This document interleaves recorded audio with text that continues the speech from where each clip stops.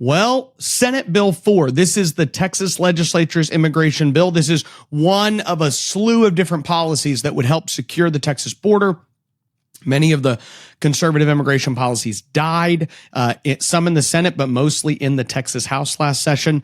And so we really are in a situation where our sovereignty is under attack. Texas is being invaded by millions of people, being organized by the cartel. The cartel is basically funneling people into our country. So we are facilitating human trafficking and human smuggling into the country. Okay, that is what is happening. Millions of people being poured across the Texas border, and Governor Abbott and many conservatives in the legislature have worked to try to stop that in various forms or fashions. Okay, and the truth is, Texas's resolve is going to be tested because the federal courts really haven't even decided if we're even allowed to secure our own border. And then the question is, what is Texas's response going to be if we're not allowed?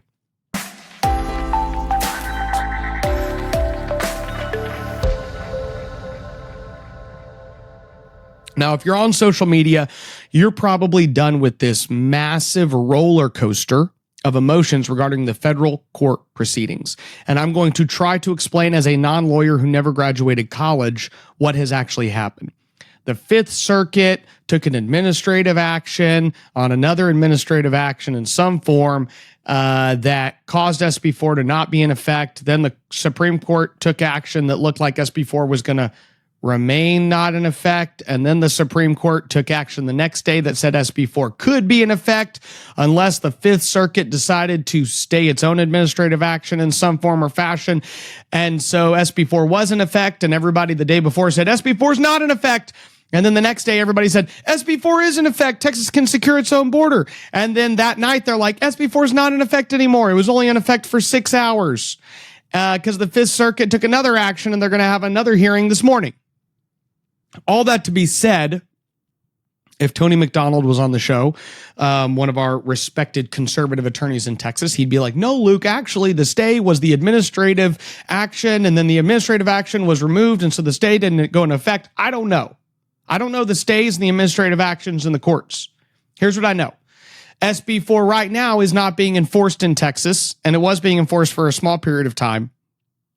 And this roller coaster is because Texas is in many ways subservient to a federal court system that hasn't decided whether the state even has the right to protect its own border. And this is an obvious right that the state has to repel an invasion of a criminal cartel that is facilitating human trafficking on the southern border. That's what's happening. Now, there is a lot of other legislative action that can and should be taken by the legislature regarding immigration in the state of Texas. But from a broader perspective, you have to understand that there is going to be a conversation in the state of Texas from now till the end of the year about whether or not Texas can secure its own border when the federal government is trying to facilitate a cartel organized invasion of our state. That is what is happening. Senate Bill 4 was passed in the legislature after Dade Phelan killed his own immigration, his quote-unquote own immigration priority, HB 20, by Representative Matt Schaefer, which Dade Phelan said, this is a priority of mine, and then he killed it. He killed his own priority. That seems a little weird. If that seems weird to you, it seems weird to me. But according to Dustin Burrows and a bunch of people that are loyal, the Greg Bonins and the Will Metcalfs and all the other people that are loyal to that kind of cardinal group, that's just how the Texas House operates. We just kill our own conservative priorities. By the way, all of the Democrat designated priorities by the speaker, because he designated a bunch of priorities that were carried by Democrats, like those all passed quickly through the Texas House of Representatives. So I don't know what that says about Speaker Phelan and Burrows and Bonin and all these cardinals and lieutenants he has, but neither here nor there. So Senate Bill 4 ends up passing after the governor says, you got to come back, guys. Y'all didn't do anything on immigration. Senate Bill 4 ends up passing, which does say that it is a state crime to cross from a country from Mexico into Texas. That's what it says. and that we can return those individuals. Now, interestingly enough, in the brief window where SB4 was being enforced, the nation of Mexico came out and said, we are not going to let you put these illegals back into our country. So evidently they know how to secure their border. They say, these people that just went into Texas illegally, they ain't coming back. They were in our country illegally, and now they're not coming back to yours. And some of them were legal, but a lot of them are from South America countries, so they're in Mexico illegally too. Mexico says, look, these people left. We're not letting you bring them back. Interestingly enough, Lynn Stuckey, who is running for re-election and has a conservative challenger, Andy Hopper, has attacked Andy Hopper for saying that Texas should actually, like, I saw this attack where he was like, Andy Hopper believes that Texas should consider invading Mexico. And the crazy thing about that is that Mexico literally just said, once an illegal gets into Texas, we are going to fight tooth and nail to make sure those illegals stay in Texas. We are not letting you decide to put those people back in Mexico. You cannot do it.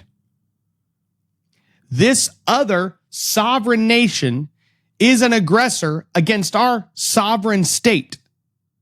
And according to Lynn Stuckey, it's the craziest thing in the world not to just let Mexico wholeheartedly facilitate with cartels an invasion of the state. That seems a little crazy to me, but okay.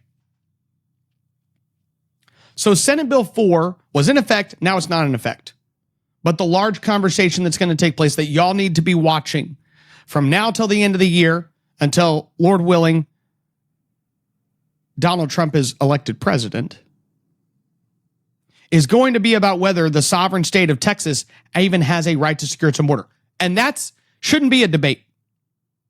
Texans should all know we have the right to secure our border. And if a couple federal judges are going to tell us we can't, then Texas is going to have a decision to make about whether or not it continues to step up and enforce. The current posture of the state of Texas has been very positive when it comes to enforcing and trying to secure its own border.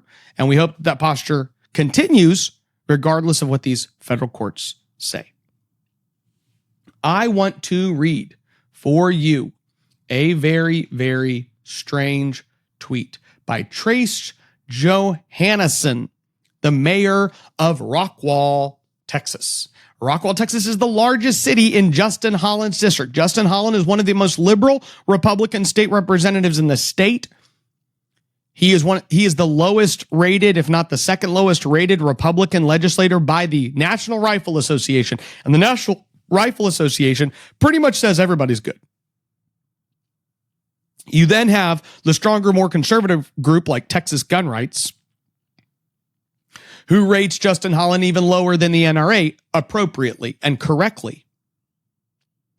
So Justin Holland is one of the most anti-Second Amendment lawmakers in the state of Texas. Republican lawmakers, I should say, because all the Democrats are more anti-gun than him, but he teams up with them on a couple policies. So he's one of the most anti-gun Republicans in the state.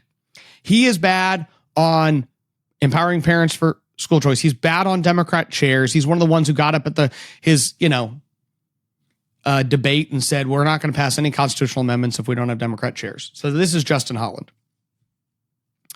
Greg Abbott decided to come in and endorse Katrina Pearson right after the primary. And Katrina actually placed in first place over Justin on election night. I think, if I recall correctly, she had 41% and he had 40%. I might be wrong, but that's what I recall. But she did place over him. Maybe it's 39 to 38, 39.8% to 38.7%, something like that.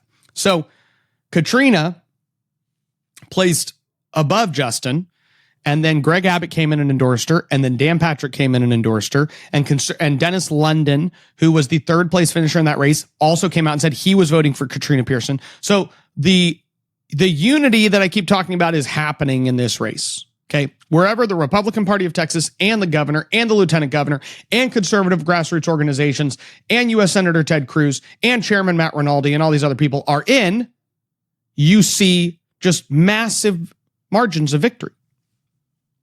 So Greg Abbott was coming to Rockwall. By the way, if you look at the pictures online of this event, they said 850 to 900 people at this event. They had to close the doors. The fire marshal was there, and he's like, nobody else is allowed in. There was 100 people just outside, couldn't even hear the speech.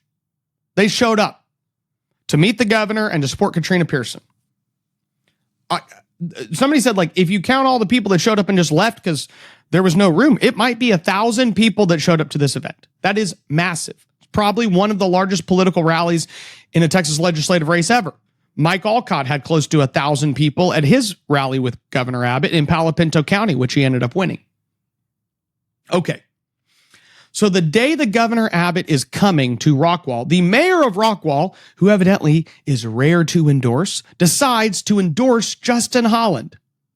And his write-up is just so, I have to read it because it is emblematic of the imbecilic perspective that many of the Austin swamp and then the local swamp have.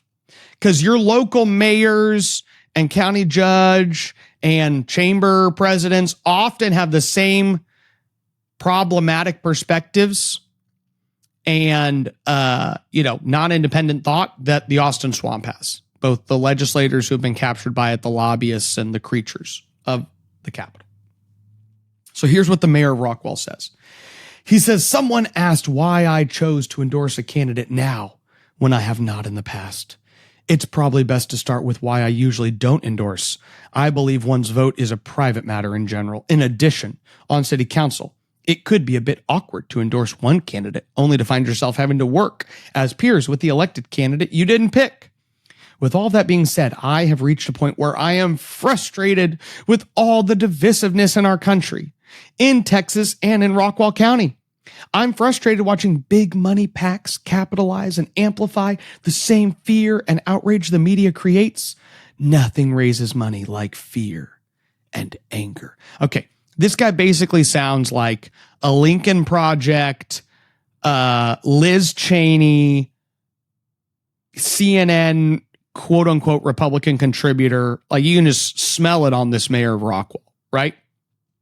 Also, he talks about all the big money, not mentioning the fact that Justin Holland, got all his money from lobbyists in Austin, Charles Butt, who literally hosts drag shows with kids that are invited, all this stuff. This is crazy.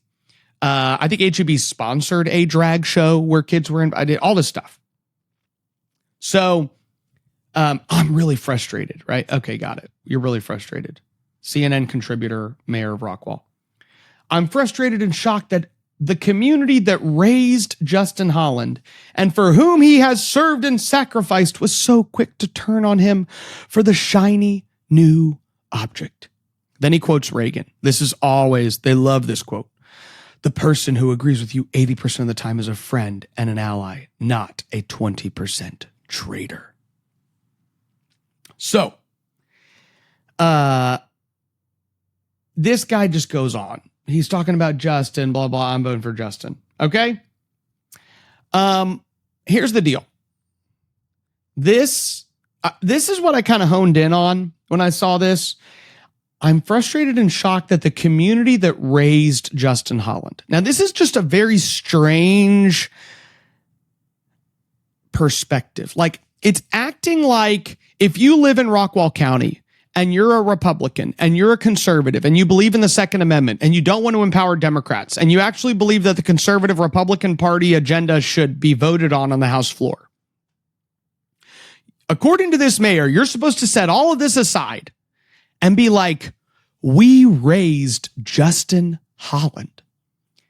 First of all, I bet you all the people that voted against him didn't raise him unless his parents voted against him. Okay, what kind of weird mindset is all of us here? This mayor doesn't even look that old, okay? I don't know that he's not the same age as Justin Holland. So what is he talking about? All these peers, they're like, we raised this guy. How? You were younger than him. And these older people that have been there for 30 years, they're like, I've never met Justin Holland. He votes with Democrats. It's like, well, don't you know we raised this guy? It's like, who's the we, Kimosabe? This doesn't even make sense. You raised Justin Holland. It's a very strange, again, it's the same thing that these mayors and county judges, and not all county judges. Tim O'Hare is the best county judge in the state of Texas in Tarrant County. And I'm sorry if you're offended if you're also a conservative county judge. And so if you're a conservative county judge, then you're also great. Okay, there's a lot of other great conservative county judges out there. They're just not as good as Tim O'Hare from Tarrant County. But when you look at this mindset of like, this is the guy we raised, we have to be with him. The good news is that this perspective is the fleeting, dying perspective. And by the way, it's not 80-20. This Ronald Reagan quote that gets used, that's not who Justin Holland is. Justin Holland votes to give Democrats chairmanships. They use it to kill a bunch of Republican policies. And they use it as leverage against sitting members to keep them in fear of passing even Republican policies that passed through Republican committees and then died at the hand of Dustin Burrows in the calendars committee, because all these chairmen have leverage that they're using and they know how to use it. The House is killing policies that, like China land, that 40% of Democrats want, 60% of independents want, 95% of Republicans want. If you are part of this corrupt leadership regime that is killing all of these obvious policies, you're not an 80-20 friend. The Republican Party of Texas has 10 legislative priorities. They have a platform that's really thick that has hundreds of conservative policies that could pass, okay? Hundreds of conservative policies that could pass. And so we say, hey, of all these hundreds, can you just pass these 10? Or can you vote on these 10 to see if you're open to passing them? And the Texas House will say, we'll vote on 30%, 3 out of the 10, maybe 4. Wait a second. These aren't 80-20 people. Dustin Burrows, Greg Bonin, Justin Holland, John Kempel, Dade Phelan are not 80-20 with you. They killed 80% of these conservative bills. I'm not being hyperbolic. I wrote that article. There's 50 conservative bills that these guys killed that all passed the Texas, not all of them. I'm sorry. Almost all of them passed the Texas Senate. This isn't an 80-20 situation. Anyways. One good bit of news that got announced by Aaron Kinsey, who is the chairman of the State Board of Education, was that the permanent school fund is pulling out of BlackRock. And BlackRock is this large asset manager that is basically using all these assets they have to advance a leftist woke agenda. That is the easiest, simplest way to think of BlackRock. They have all these diversity, equity, inclusion policies, these environmental social governance policies, ESG and DEI. And so here is what Aaron Kinsey said. Chairman of the State Board of Education, Aaron Kinsey, made this statement today advising the public that the Texas Permanent School Fund, the PSF, through his leadership, terminated a major investment with BlackRock. Quote, the Texas Permanent School Fund has a fiduciary duty to protect Texas schools by safeguarding and growing the approximately $1 billion in annual oil and gas royalties managed by the Texas General Land Office. Today, Permanent School Fund leadership delivered an official notice to the global asset manager BlackRock, terminating its financial management of approximately $8.5 billion in Texas assets. Terminating BlackRock's contract ensures PSF's full compliance with Texas law. The PSF relationship with BlackRock was not in compliance with Texas Government Code Section 809, commonly referred to as Senate Bill 13. Which prohibits state investments in companies like BlackRock that boycott energy companies. Now, here's the thing you have to understand about this. Environmental social governance is a major, major problem, and SB 13 addressed this and said, we don't want to be invested in all these things. There was also other legislation that said, hey, we don't want ESG policies in our insurance policies that are being done. Insurance companies can't push ESG policies through all of their insurance policies. And That died in the Texas House. It passed the Texas Senate, died in the Texas House. So everyone applauding this, it's got 40,000 views on Twitter, all these Republicans. Awesome. Just a reminder, guys, we were trying to do these same things with other areas of government, and the Texas House killed it in a deal they cut with Democrats. And Dustin Burrows placed that bill at the very end of the calendar so it could die. And we could say, oh my gosh, Democrats killed these bills. Theatrical performance, guys. You, though, should be very excited that the Permanent School Fund removed $8.5 billion from management. $8.5 billion from management. That is a huge win. Last but not least, I want to talk about a clip of Senator Nathan Johnson. Senator Nathan Johnson is a liberal Democrat, okay? He is a liberal Democrat from Dallas, and he was being interviewed, I believe, by WFAA in Dallas, ABC affiliate, and gets asked, like, what is your message to these incoming guys? And he just bemoaned these conservatives coming in. So if you watch the full clip, he's like talking about, oh, these guys, and they won, and the Republican Party's getting more Republican, and oh my gosh. And so they go, hey, Nathan, what's your advice to these guys? Now, the reason I want to bring this up is that if any of you talk to the incoming conservative Republican freshmen today, I want you, if you know them, talk to them now, and then talk to them in 2 years, and then talk to them in 4 years, and talk to them in 6 years. And the question you need to ask yourself is, are they listening to people like Nathan Johnson? And does Nathan Johnson have at his core desire to see the state of Texas enact conservative policy that we believe will allow individuals, our neighbors, our children to prosper, right? So let's listen to his advice to these incoming freshmen. You can't just come in here and be the anti-abortion person or whatever your issue is. You got to tend to all this stuff. That's why you were elected, ultimately, and it is your responsibility. How would you counsel some of the new members who will be coming in after we go through a general election to start in 2025? Yeah, and this would include people who I think are running on very unsubstantive, narrow issues. I give everyone a chance. People gave me a chance when I was elected, and you can see a lot of members change over the course of a session or two or three to where they thought things were simple and they could just run on a dogmatic little list. But actually, there's real work to be done. So the advice I would give to them is listen for a little while. Go talk to some people who you might not otherwise talk to and see if you can understand that building. Because your success depends on recognizing that you are in a brand new environment, and it's a profession, and it requires experience and skill and patience that the electoral process doesn't necessarily send you there with. So go in and learn from some people who are there, whoever it is, and pick somebody who you might not otherwise think that you could learn from. What have you been told all your life? That if somebody's a minority in the United States of America, they're a left-wing nutcase. CNN, MSNBS, they've all invested millions of dollars and tons of hours to convince you that if you're a minority in this country, you have to be a Democrat, you have to be a socialist, you have to be a communist. Well, the Salcedo Storm podcast destroys that narrative. There are a lot of folks out there who are quote unquote people of color who just look at themselves as Americans, who want to preserve this last best hope of mankind on the planet, which is the United States of America, and loves our Constitution, loves the rule of law because we know and understand what it means. So when you tune in to the Salcedo Storm podcast, that's what you're getting. Every single podcast, one way or another, we are dedicated to saving the United States of America as founded in the United States Constitution and destroying this narrative that, well, we Latinos are just all a bunch of left-wing nutcases.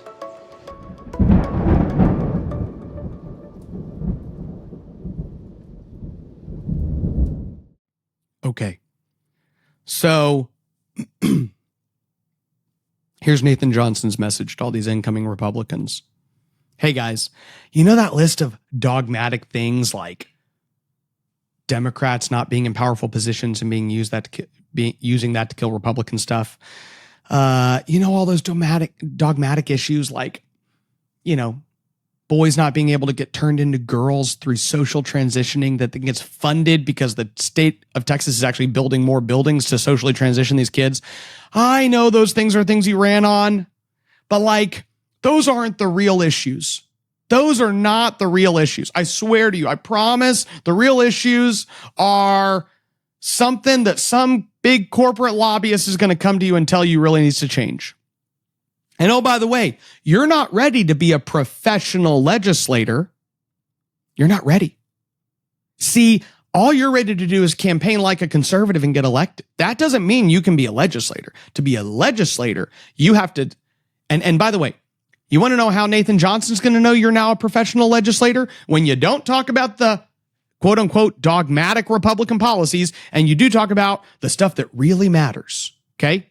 We need to change the funding formula for this industry so that this industry gets more taxpayer dollars through, Medicaid reimbursements. That's the real issue. Okay. Now, if that needs to happen, people can come together and figure out if that needs to happen and pass it. But according to Nathan Johnson, you will know you're a professional when you stop talking about all those Republican policies your voters care about. That's the deal, guys. That's Nathan Johnson's advice. He even says, sometimes it takes 1 or 2 or 3 sessions. But by those sessions, these guys ultimately just stop talking a little less about Republican policies. And they talk more about the stuff that we all agree with. This is the uniparty invitation. Let's call it that. This is Nathan Johnson's uniparty invitation to all these incoming Republicans. Just come on over, guys. Come on over. Be part of our system. It works really well. And here's the thing. You might not get it in your first session, but you might get it in your second. You'll definitely get it by your third. That is his message. And I am hopeful, and I think it is the case that many of these conservative incoming Republicans are not listening to Nathan Johnson. They're not taking notes from him. That's what should be encouraging for you. And so, yeah, that is something that we can all be encouraged by. In closing, this week, Matt Rinaldi also announced, or at the end of last week, Matt Rinaldi announced that he is not seeking re-election to the Republican Party of Texas. I do think that he has been the best chairman we've had in modern history.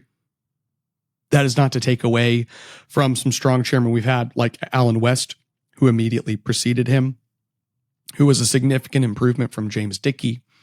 But I will say that Matt Rinaldi has just been exceptional. And a lot of conservatives were sad to hear the news that he is not running for re-election. But I will say this. I do believe that conservatives are committed to keeping Texas on the right track. And what you need to understand is that the moderate forces, I've said this before, but I'm going to say it again, the moderate forces in our party are working hard to elect Dana Myers, who has said she wants to take the party back to a party that doesn't get involved in quote unquote intra-party disagreements. Okay. So if Dan Patrick says, I want to pass all these Republican priorities that are in the Republican platform, and Dade Phelan says, I don't want to vote on any of these Republican priorities, according to Dr. Dana Myers, she's like, well, that's not ours to talk about. The chairman of the Republican Party of Texas is not supposed to talk about which Republicans do and don't support Republican policies. We're just supposed to talk about anytime a Republican supports any Republican policy. So under a Dana Myers chairmanship, it's like Dan Patrick does something good, good for Dan Patrick. Let's say he does 10 out of 10 good things or 8 out of 10 good things. You say he did 8 out of 10 good things. If Dade Phelan does 2 out of 10 good things, you say Dade Phelan did these 2 good things. That's all you say, and that's all you ever say. You never, ever, ever criticize Republicans who are killing Republican policies, because that's not what the Republican Party of Texas has historically done. So if you're a conservative Republican who says, I actually like the Republican Party pushing Republican policies and criticizing anybody who hurts those Republican policies, then you want to stay in that lane. You want to maintain that posture. And the first thing you have to do is decide to go to state convention. My Senate District Convention is this weekend, and I'm going to be there. I'm on the resolutions committee. I passed a resolution, by the way, that said the Texas House should pass a rule that you cannot vote while intoxicated. I think this is a great change to our platform. I think it should be added to our platform. If you are at your county or Senate District Convention, you should propose it as a resolution. You can do that in like the first 30 minutes and just write it down on a piece of paper, take it and say, I have one resolution I want y'all to add. The Texas House should pass a rule that lawmakers may not vote while intoxicated. Okay? Somebody asked me, well, what about the Texas Senate? Can the Texas Senate vote while intoxicated? And I said, hey, we don't have to worry about the Texas Senate because they're passing a lot of Republican priorities. So I don't know what you're like. If the Texas senators happen to like drink a beer on Thursday before they pass 3 Republican policies, I'm not really that upset. I'm going to be honest with y'all. Okay. Some of you, if you're hardcore Baptists, might be a little upset with that, but I'm just telling you, I don't mind if a senator's drinking a beer and passing a Republican bill that afternoon. Whatever the Texas House is doing needs to change. The culture has a problem. So for them, I do believe that in the platform, we should have something that says, like, we need a rule that says these guys need to put away the liquor. Because they need to be a little more sober-minded about where Texas is at. And maybe that, along with new leadership, no Democrat chairs, and all these things, could reform them enough to actually start to see a change in the culture and a shift in how many Republican policies pass. So that is my tidbit for rules. Why go to your county and Senate district conventions? Why to apply to go to state as a delegate? Come to the convention as a delegate. Participate in the process. Be part of the process so that the Republican Party continues to maintain its course. May God bless you, and may God bless Texas. Do you want to get your news from people who share your values? Texas Scorecard, real news for real Texans.